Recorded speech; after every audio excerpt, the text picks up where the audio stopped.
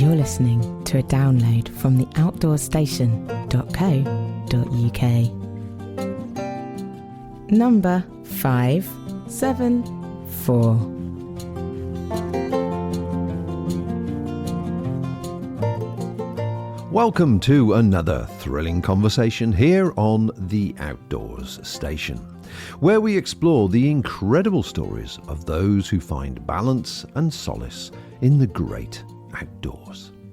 Today's episode, titled From Tsunami Survivor to Outdoor Explorer, promises to be an unforgettable journey from disaster zones to serene wilderness landscapes.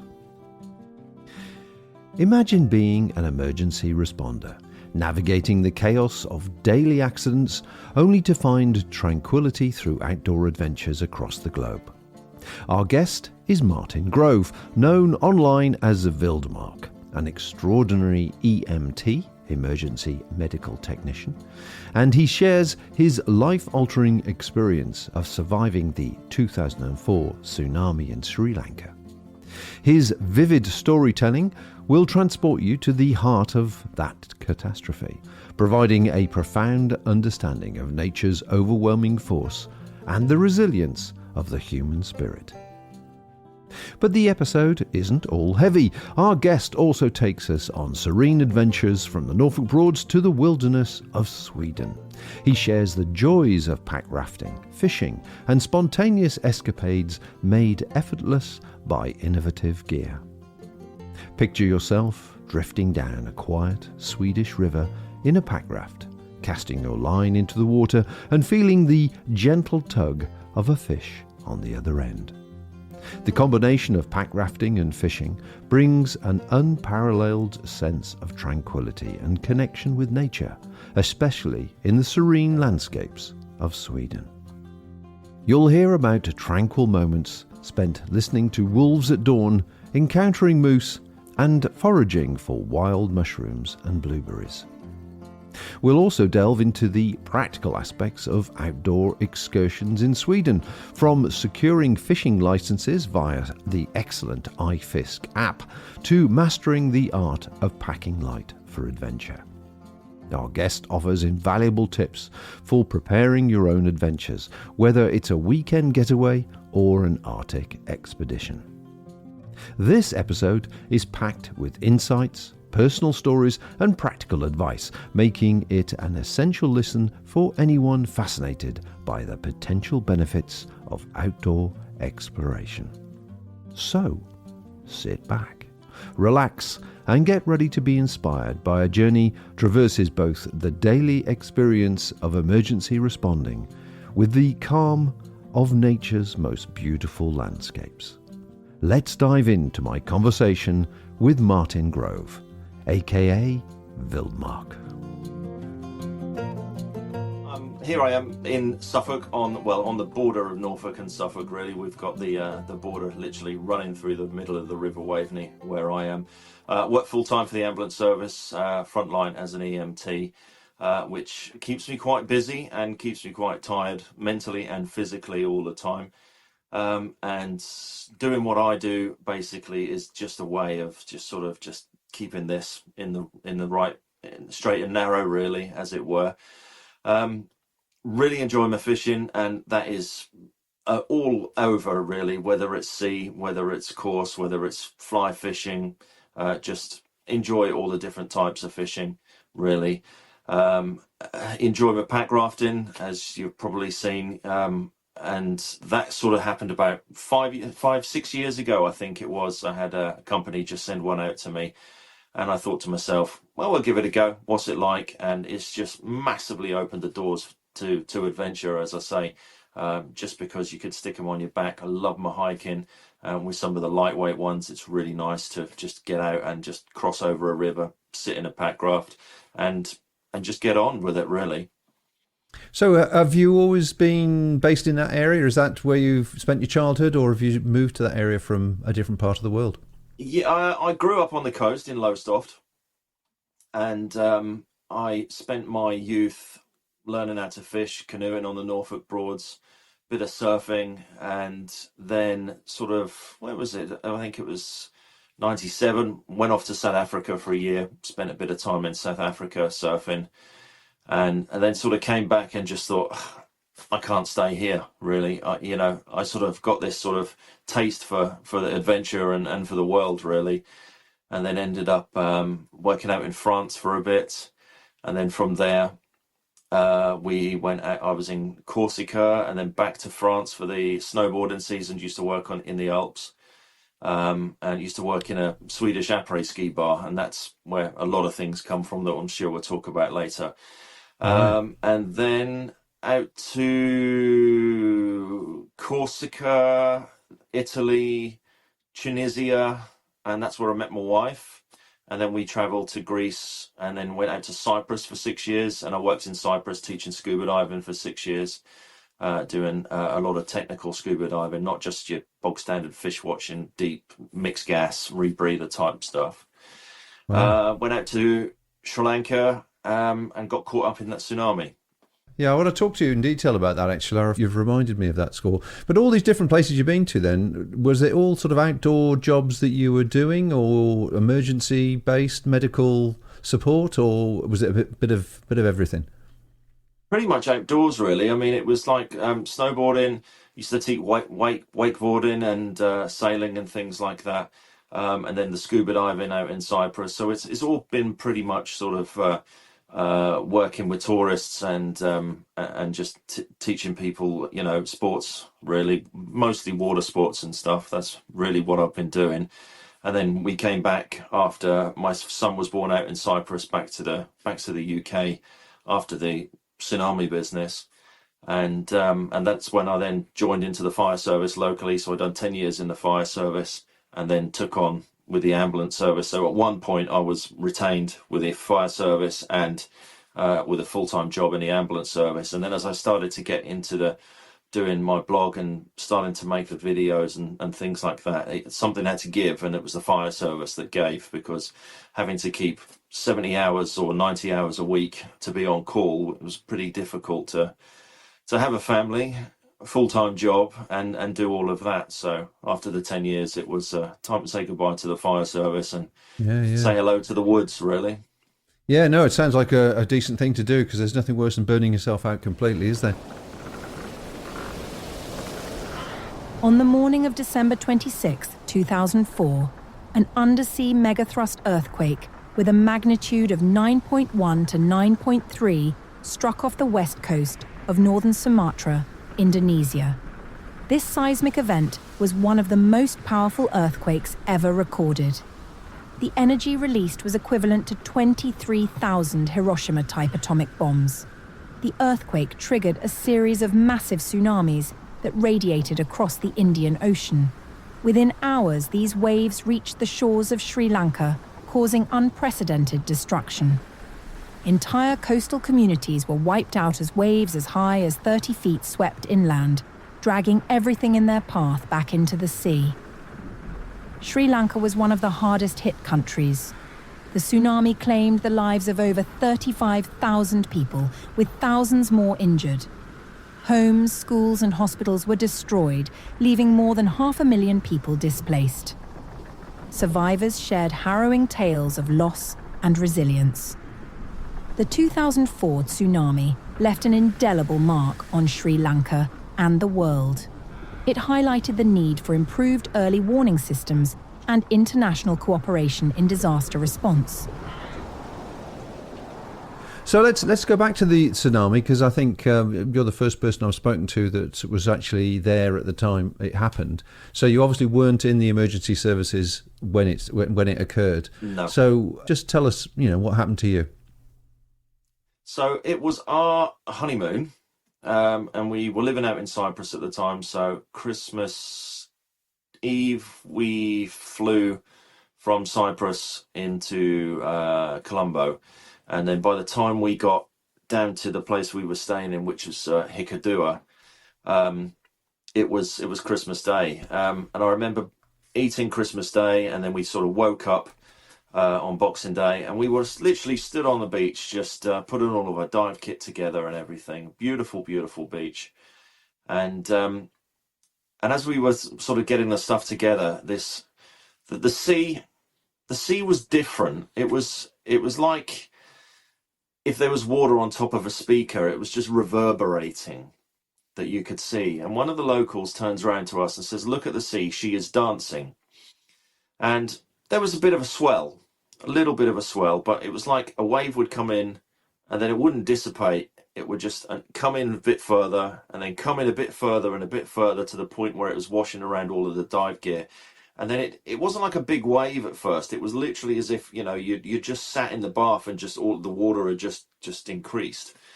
So it then started to push down into the dive center. And then we were trying to walk out through the dive center, and it sort of then started to dissipate a little bit, and it was trying to pull us out to the sea. But then it came crashing through and pushed us through the front of the shop onto the street. We managed to literally just get pushed down onto the side of a car by the water. We managed to climb onto the car and then climb onto a roof of a house. So and then it dissipated. Was there like did you see a big wave coming, or was it just literally a large swell not yet. that then... Not yet. I see. Okay. So we were then literally on the roof of this house, and then as it dissipated, I could hear this scream from this car that was pushed up on the side of this building, and I could just see this like blood just coming out from underneath. And I went to come down off the side of the house, and this was like an asbestos roof of the house, and I sort of stood on the side of the house, and then the roof collapsed. It actually snapped, and I literally fell with 2 feet, one behind each other, on a single brick wall. How that happened, I don't know. And then I went out to this girl, and she had a pretty catastrophic bleed on her leg, and managed to... I used the bit of paracord off the back of my wetsuit just to put a tourniquet onto her. And then we sort of ran up we were then running out of the town, and then that's when the big wave came in and just decimated the whole part of Hikkaduwa. So we ran up to a temple. We stayed at this temple for a couple of hours, and then started to walk back down to the dive center. And then we got found by one of the dive center's managers, friends or family or something. They took us to a house. And I literally spent the next 2 or 3 days with my limited first aid knowledge. I mean, I was just teaching first aid as part of diving at this point, just trying to do what I could with basic stuff we could find, like sanitary pads and stuff, just to try and make up dressings and stuff. And then managed to get back to Cyprus on the 31st of January, I think it was. So it was... yeah, it still sits there with me. Every time I'm filling up a vehicle and I smell diesel, it always takes me straight back to that, or broken glass. It always takes me straight back to it. So, I mean, how did you described physically what happened, but how did it make you feel at the time? What was your thoughts going through for you, and obviously your new wife as well? I think that the main thing going through my head is that I have to tell my family that I'm okay. Because I knew that it was going to be, a global news, what had just happened. And I think it was, and I had literally just one little cut on my finger. That was it, through being pushed through all of this broken glass and debris and everything. The same for the wife as well. But some of the people were a lot less fortunate that we came across and were trying to help and stuff. It took me... I wouldn't say I was frightened of the sea, but it took me a while to get back into diving. And I think that was really just because, what we saw and what we got up to was pretty traumatic. Some of the sights and things that we came across. So it definitely took me a while to sort of process it, really, and realize that, that we were so lucky with what had just happened, just to fall off that roof and land feet on a single brick wall and to survive all of that was, the death toll there was catastrophic. Have you been back at all? No, we haven't been back. wanted to go back. Other things have just got in the way, really, of it. I did have one of the guys that I sort of helped out over there. He had a pretty bad infected gash on the back of his ankle, and he flew out to Cyprus. When we left, sort of parted our ways at the airport there, he says, "I'm coming to buy you a beer," and he did actually come out to Cyprus, and we done a couple of dives together, and we had that beer together, and like he was saying, it's just massively affected them, really.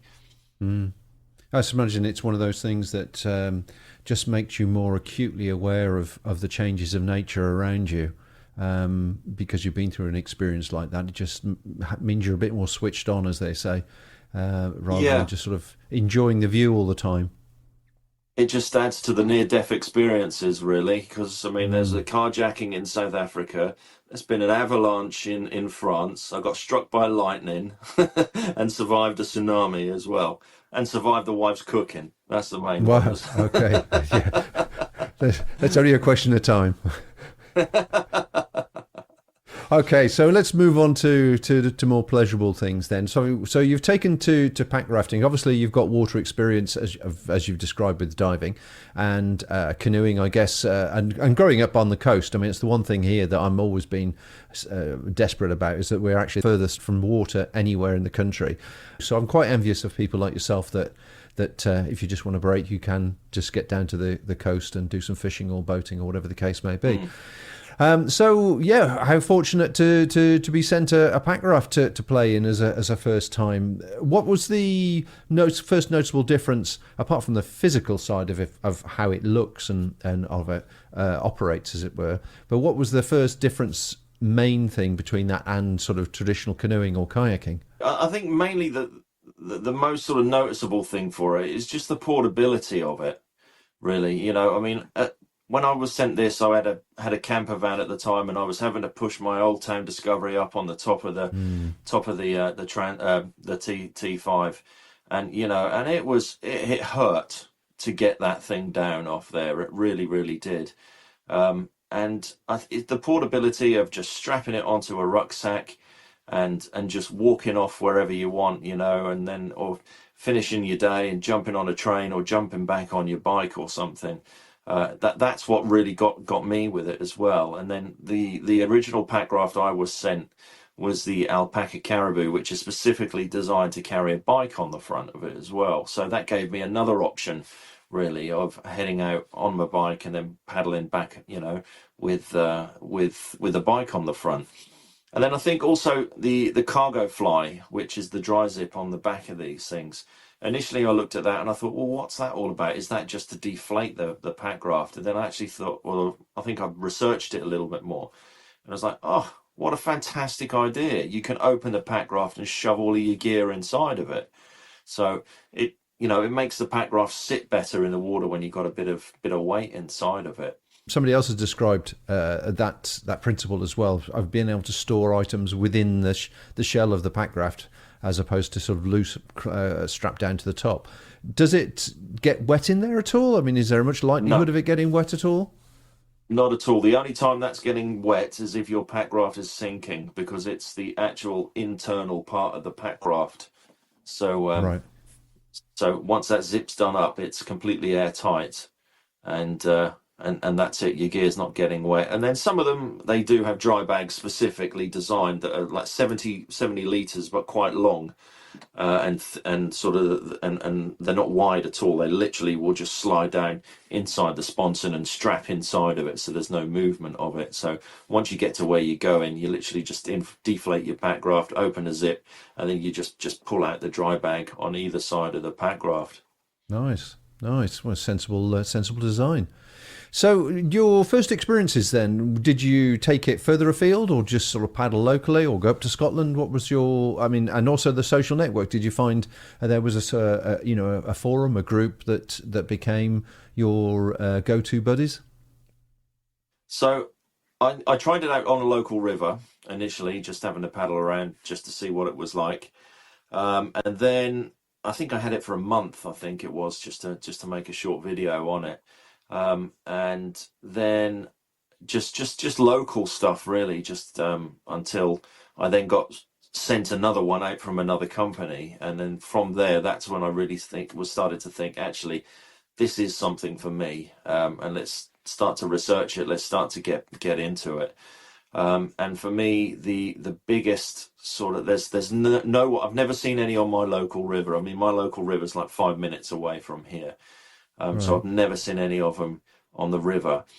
But it was a Facebook group, Packrafting UK, and that's realistically where a lot of people that are into packrafting sort of hang out, as it were, online. And then that's when I sort of thought, okay, let's develop our knowledge a little bit more. So I then booked onto a course with a company called Tirio in North Wales, with a guy called Jason, and his knowledge is unbelievable and what I learned through that course was absolutely brilliant, really. And it also gave me a chance to meet up with a friend that I was heading out to Sweden with. Well, I say a friend, it was someone that a friend had put me together with to head out there. So I'd never met the guy before. And he brought a packraft specifically for the Sweden trip, and he lived about 10 minutes away from where the course was in North Wales. So it was a case of just going over there, meeting up and going on this course, and then just developing my knowledge and my skills with it all, really. And then that sort of massively opened, the doors to what they can do, really. Definitely worthwhile that was. So you obviously experimented yourself. You've went on a course to give you more confidence and understanding of I suppose, to balance your abilities with experience of using it, and that developed over time. So you mentioned Sweden, and I'm really interested to know why Sweden, and what was the link there that you would go there rather than go to Wales or Scotland or other areas of water. Sweden, I think you basically could call me a wannabe Swede. I think that's probably the best way to put it. I worked in a Swedish after-ski bar in France. All of my friends were Swedish, and I just really loved their mentality. That's what I loved about the mentality of them. They were very straight down the middle. They grow up respecting and being outdoors. And I'm trying to think the first time I went. It was a trip I had seen on the Telegraph. It was like 50 things to do before you die, or something like this. It was like a bucket list type. And it was a trip, it was timber rafting down the Klarälven River in Sweden. You basically spend a day tying 3 tons of logs together, making a raft, Huckleberry Finn style. At this point, my eldest was really, really into Huckleberry Finn. And we drove out to Sweden, and we stopped at Glasgow on the way, and that's where I discovered this beautiful place that we'll probably talk about a bit later on. And we went over and done this timber rafting thing. And it was really there that I fell in love with Sweden, really, because the landscape, the people, that respect that you can literally pitch a tent pretty much anywhere you want to, and just enjoy the outdoors. And then that's when I started. I could already speak a bit of Swedish, and then I started to develop my language skills by doing online courses, and I had a tutor online as well. Right. And then I started to sort of visit other places up in Lapland and other areas in Sweden. So ideally for me, that would be the place for me to go, definitely. Right, so you got a natural feeling and leaning towards it, and it sounds like working in a bar is a good door opener for a lot of people to follow their interests, isn't it? Oh well, I'll go and work in a bar. So I mean, the thing about Sweden as well is bushcraft is a sort of a natural way of life. I mean, Rose went over for a women only course for a couple of weeks. I seem to remember a couple of years back, and she said it was very much like Scotland in the sense that. It's surprising, really, because it's not written down anywhere, but that openness to camp wherever you can and be respectful for the land and be part of the land, as it were, is completely I suppose, different, alien to people in the English part of the UK, where everybody's putting a sign up saying no trespassing, as it were. So it's a different mindset, certainly.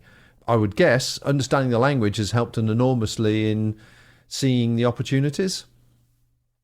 Yeah, I mean, it's I like you say, I just love the fact that as it's called in Swedish, allemansrätten.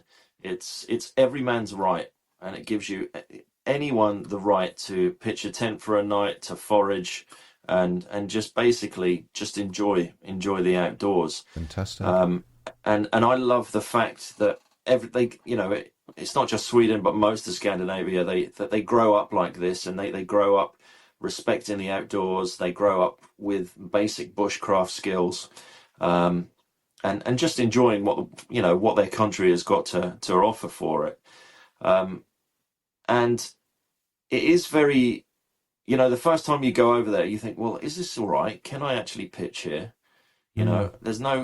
It's very sort of different to what we've got in England, as it were. But yeah, it's just, once you get used to it, it's just amazing. It is an absolute amazing place. And I think, a lot of people, they spend a lot of their time and money, or they research and they think, right, okay, I want to go to Alaska, I want to go to Canada, I want to be really out in the wilderness. And, we've got it literally 2-hour flight away from where we live. Yeah, and yes, we've got Scotland, and and it's the drive to get up there, or the flight to get up there and stuff. But being out there somewhere else in a complete different environment, and the great thing about Scandinavia is pretty much everyone speaks English as well. So you can literally just walk into a supermarket, start speaking English, and they'll speak back to you in English. The problem I have is that I might get some of my grammar wrong, and I pronounce something not quite wrong, and then they just straight back in English, and then it's just like, what's the point of trying? But yeah, it's the same when you try and speak French. I mean, bless them. Yeah. They'll patiently listen to you and then correct you as they reply. But I mean, that's part of the fun of travel, isn't it? Really, and part of the joy. But they're done with the best intentions, the best will. So for people listening to this, then, and go, okay, I'm a bit tempted. Let's just talk about a few practicalities before we actually talk about a trip in Sweden. I have no idea how much it costs you to get, say, to Scotland from where you are, but I'm sure you can give me a rough idea, and also compare that to your nearest airport and flying out to Sweden, just to give us an idea of cost. Because I know Sweden itself, Scandinavia, can be expensive, can't it? Scandinavia is expensive. If you're eating out, you're drinking out and things like that, then yes, it can be expensive. But the cost of what you would need to buy for a trip out there isn't that much different from what it is in the UK, really, for your groceries and things like that. Alcohol is a little bit more expensive, and you can only buy it from a designated shop in Scandinavia, a place called, or in Sweden, it's called Systembolaget. And it's like a government-run monopoly, really, that you can only buy alcohol over 3% at these shops. For me to head up to Scotland, you're talking 8 hours, at least 8 hours, and in my truck, it's a 2.5 litre with a roof tent on the top of it as well. And I could do that on a tank, just roughly about a tank. So you're talking £110 or something, and 8 hours for me to get up to Scotland. For me to head out to Sweden, it's a case of like a £70 flight, or an hour 50-minute for me to drive to Stansted from here, and that's to fly to Oslo, and then it's the case of either public transport or car hire after that as well. And yes, the price does bump up with the car hire, but to get time-wise, it's more cost-effective for me to just jump on an aeroplane and fly out there as well. And you could fly into Stockholm, and then you can use public transport, because there's a beautiful national park which is about an hour away from Arlanda, and that's absolutely fantastic little place to go to. So I'm planning another little trip at the end of September just to do another little video. So to put that into context, then you're talking an hour and a half or so to get to the airport, a couple of hours flight, you're into Oslo or wherever, and then how long to drive to the place of choice, as it were? So compared to your 8 hours trip to Scotland, and then you've got to find a place to park and all the rest of it.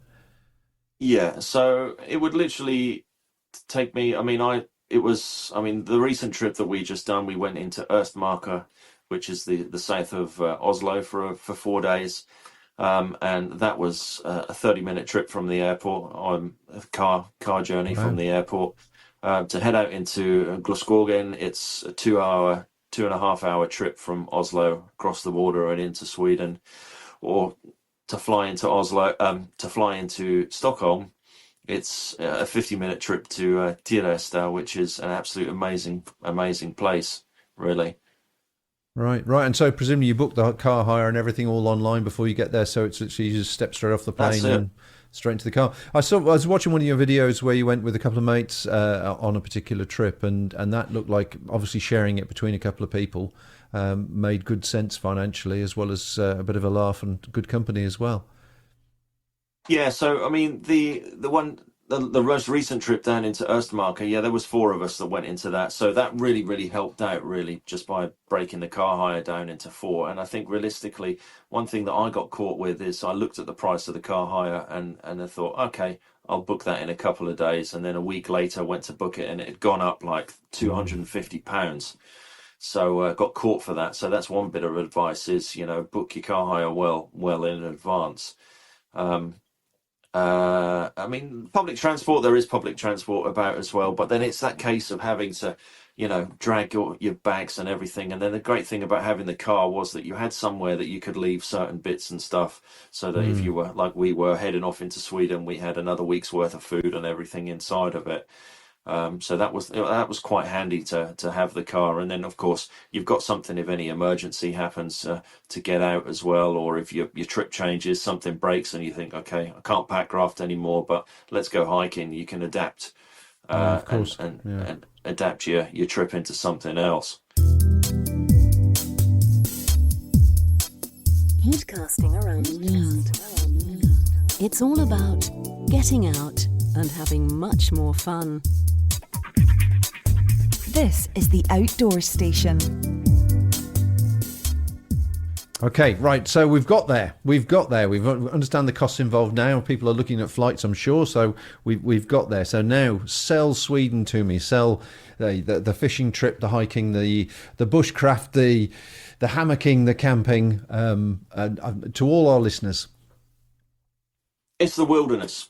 That's the main thing for me. It's the wilderness, and it is completely. I mean, we've got wilderness in the UK, but nothing like here.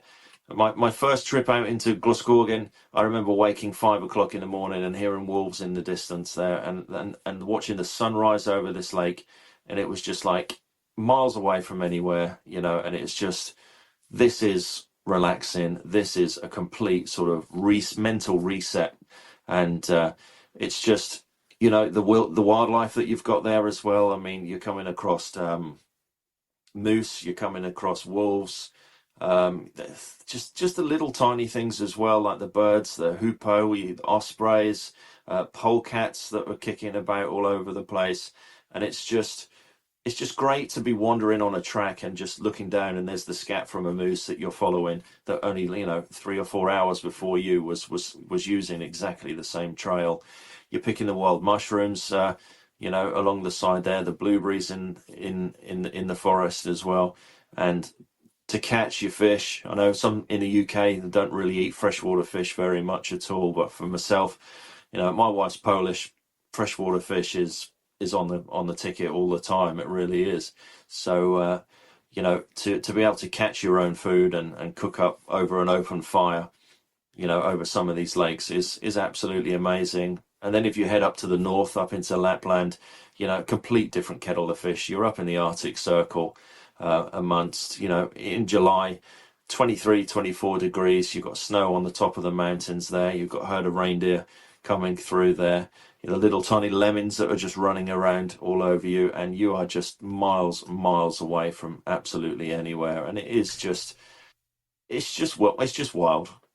Wow. Can I ask? I mean, the video I watched with you and your friends there, you parked in a place that seemed to have two or three cars in the background, as it were. And you obviously spoke to a couple of people you bumped into when you were fishing. But how busy is it, compared to going to, should we say, the mountains in Wales or wherever it may be? Scotland can be very remote, but you're still going to see somebody probably at some stage during the day. But what are we talking about from the areas that you're saying that were half an hour or so away from the airports? Busy, but not Wales busy. You've got a few people coming out, and the people that are mainly visiting. I think the thing is, to go back on what we were saying earlier on about the Scandinavians enjoying the outdoors and stuff. They live for the outdoors. Whether they're this, to look at Scandinavians, they're so much more athletic and fit. I think because they're constantly outside, whether it's cross country skiing, whether it's walking, whether it's fishing, biking, whatever. So that most of the people that are out there, they're out there, using the land for their recreational activities. So you will come across people, but you won't find the droves of people out walking up the mountains and things like that. They're out there to spend the night camping or to head out fishing and stuff, and there's that respect as well for it. The nature is for everyone as it translates. So if you're sitting around one of the campfire places and stuff, then you will have people come in and will sit down next to you and start cooking their food over the fire, because that campfire area is not just for the first person that gets to the hut and to the fire. It's there for everyone. So it's like a communal spot. They have communal spots for campfires, then, do they? So you're not encouraged very much to create your own. Yeah, very, very much. Especially in the nature reserves or the national parks. Some places they don't allow you to build a fire. Although in Scandinavia with the Almansratten, it's you can build a fire pretty much anywhere you want to. In Norway they have a fire ban. I think it's from the end of May to the end of September. So you can't build a fire in that time. But in Sweden you basically can. But in the national parks, there will be areas that you can only light a fire, and what they generally tend to do is you pay like £6 a day to use the facility of the hut. There's also like a Dropbox toilet there as well, and there's also a log store as well, and they will actually just stock up all of the logs. So instead of going in and cutting down the dead standing trees and stuff, the firewood is there for you to use. So I think that's managed really, really well. You go up into the areas around Scotland or into Dartmoor and stuff, and it's limited. There's a dead standing tree there. Yes, it's dead standing, but that is a habitat for a massive amount of wildlife. Whereas like out there, you literally just go to the log store, pick up your cut birch, chop it all down, and away you go. So in these national parks, then, is there like a license system or a permit system? And are you limited to the amount of time that you can camp in any one spot and all this sort of thing? So most of the national parks, there is like a license type thing. So the national parks that I've been into, where they have like the outdoor huts and things like that, you have to pay it's about £6 something like that per night to stay in one of the huts or to use the cooking area. What are the huts like? Are they like a Scottish bothy? Are they really, really basic, or are they sort of do they have a warden type of thing? No, it's more like a wind shelter. So it's basically like a box, basically, with a felt roof, and then out from the front of the wind shelter, you've then got basically like seating around, and then there's a fire pit in the middle of it all. So it's mainly just a wind shelter, so you can use it to sleep inside of. The only issue is obviously the bugs and whatnot, depending on what time of the year and how wet it is. So if you are staying in those, you do need some sort of bug protection inside of those. And yes, and that gives you the ability to use the hut, to use the firewood, to use the Dropbox toilets. Some you can still camp in the national parks, but you're not able to build a fire in some of them. You're not allowed to chop down the dead standing wood and stuff like that. And the rule of thumb is 1, maybe 2 days in the same place. That's roughly what it is. But like a lot of them, they'll build these huts around the lakes, and it sort of works out that you start off at this hut, you spend a night at this hut, and then you go over to the next hut, and then someone else comes into that one, and then vice versa, and then you're following a route around it. So it's the same as a Scottish bothy system, basically, and it's a shared shelter, which I'm sure when the weather's really bad, everybody wants to share anyway. But you haven't got the rights, should we say, to a particular shelter at any particular time. No, not at all. And like I was saying earlier on, the fact is that you might turn up at one of the huts and you might pitch your tent next to it, or your hammock in the trees next to it, or sleep inside of it, and then somebody else can just turn up and want to use the facilities as well. And I think it's great. It really, really is. I mean, I've come across some of the huts before where you turn up and there's people in there, and then they get a very bit sort of defensive over, well, we're camping here, but actually it's for everyone, we're going to camp over there and we're just going to use this, but we were here first. So sometimes you get it, but that's generally from tourists that don't really understand, really. But then again, other times I've been there, we've turned up, there's been people there, and you sit down and you share a meal, and you get to meet these people from all over the world. Last one I stayed in there, I met a guy that I'd met 3 years ago in the same on the same lake, a guy from Belgium.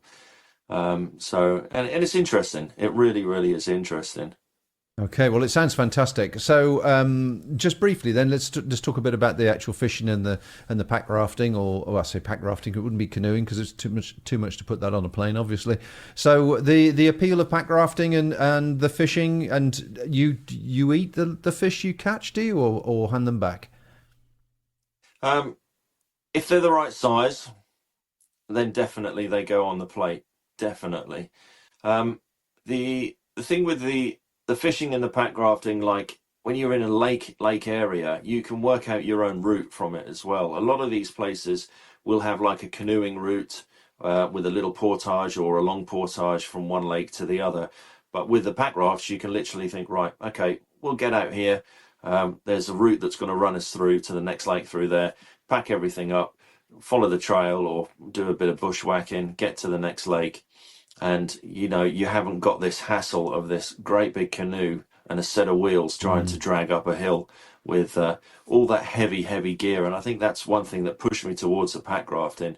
When you've got a food barrel, you've got a stove and a Dutch oven or something like that. I mean, yes, it's absolutely fantastic to be sitting there with the Dutch oven cooking over an open fire. But the weight of it all, when you can throw a 2.2 kilo pack raft in your back, and all of your bits and bobs and your fishing gear, and just head off and go where you want to, really. Fishing wise, yes, you have to pay for fishing wherever you are. You basically have to pay for fishing. There's an unwritten rule that if you're catching fish to feed yourself, you don't have to buy a license. But the way I look at it is that if you're fishing for sport as well, and the money is used to stock these lakes and to better the lakes and things. So I would rather pay. I think it was probably about I can't remember how much it was, about £90 for 9 days or something like that in Glasgow for the fishing cards. But personally, I would rather pay for that really to so that the money is going back into the fishing. Where'd you buy the license from? So there's a great thing in Sweden, which there's an app called iFisk, and you can basically just sign into the app, and then you sort of pinpoint it to where you are, and it will tell you the fishing areas, and then you can look at the lakes, and then you can see what this lake is. You can see the catch reports. You can see what fish are in there. And you can see what lakes actually are part of the permit that you're buying, and then you can just buy it online. But then a lot of the parks, if they've got sort of tourist information centres, you can normally buy the fishing cards and your camp cards and stuff from those as well. But, Okay, well, just to give people an idea of what's involved then, because I was watching, as I say, I watched a couple of your videos and could see that you did look like you took quite a lot of fishing gear, but if you wanted to strip that down just to a basic spinner rod or whatever the appropriate fishing tackle would be, you've got your Packraft and you've got basically what you would take on a normal lightweight hike, I guess. You can get it all into, 20k? 20k is my absolute maximum that I'd want to carry.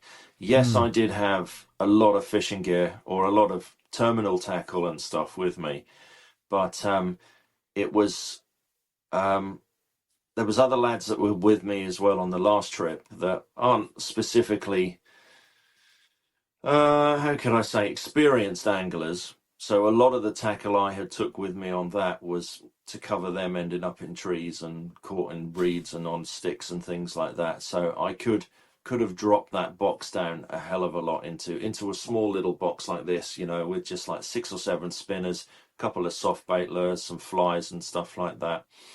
And then the portability of it is all with a fishing rod in a case and stuff. It can be quite cumbersome to be carrying all of those, and that's why I generally use those little travel fishing rods.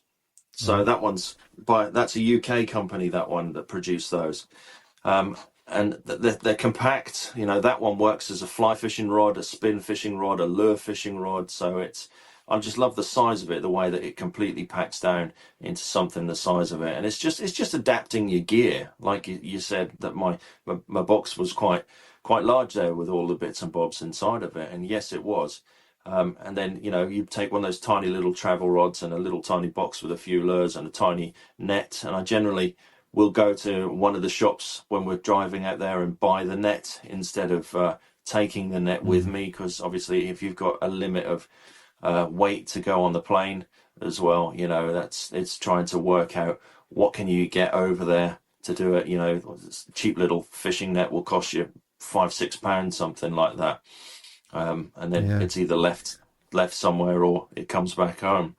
Well, I could see that you popped to the supermarket and bought, or whatever, the local shops, and bought some food on the way, and I was particularly impressed with the size of that slab of bacon that he was cooking that seemed to last you 4 days. He was sick of bacon sandwiches and rind, I think. I think there was 3 bits of bacon that size, if I remember rightly. Yeah, enormous. Anyway, right, okay, well, I think we've certainly run out of time now, but my usual final question is, of all the things I could have asked you about the benefits of pack rafting, particularly in travelling to Sweden, and keeping it brief, what should I have asked you? What should you have asked me? God, that's a very, very difficult one to come across, really. I guess, am I going back? Yes, definitely going back. As I say, September, I'll probably go back for the drop in the colours, for a quick little video over there, where I'm hopefully going to be doing it out of a carry-on luggage. That's going to be what I'm going to do. I'm going to try and work it so I can get everything into carry-on. That is definitely a challenge when you can't take hiking poles and tent pegs and knives and stuff on. So that's definitely. And then I think next July I'll head back up into the north. I'm going to take a group from the ambulance service that we've put together a sort of a mental health sort of trip and things over there, just to get a lot of the frontline paramedics and stuff, dragging them through the Arctic up there. So yes, no, I will definitely be back, and hopefully with a better understanding and grasp of the language next time as well. And that wraps up another conversation here on The Outdoors Station.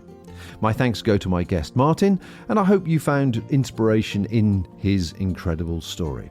He seems to have truly mastered the balance between emergency services and outdoor adventures.